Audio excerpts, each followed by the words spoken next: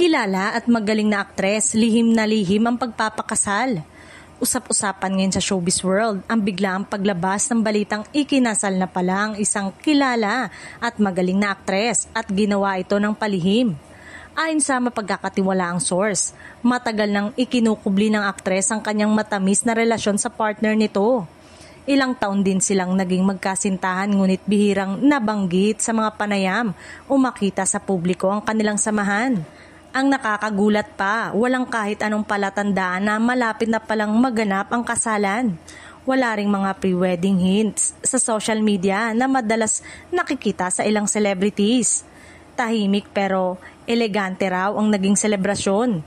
Dinaluhan lamang ng piling pamilya at malalapit na kaibigan.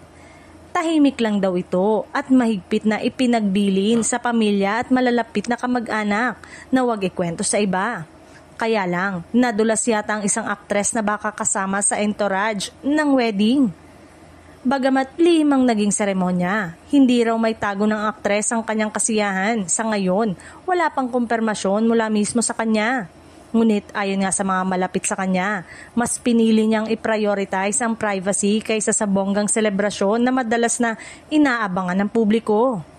Maraming netizen ang agad nagpadala ng pagbati at tuwang-tuwa sa desisyon ng aktres na unahin ang kanyang personal na kaligayahan kaysa sa ingay ng showbiz.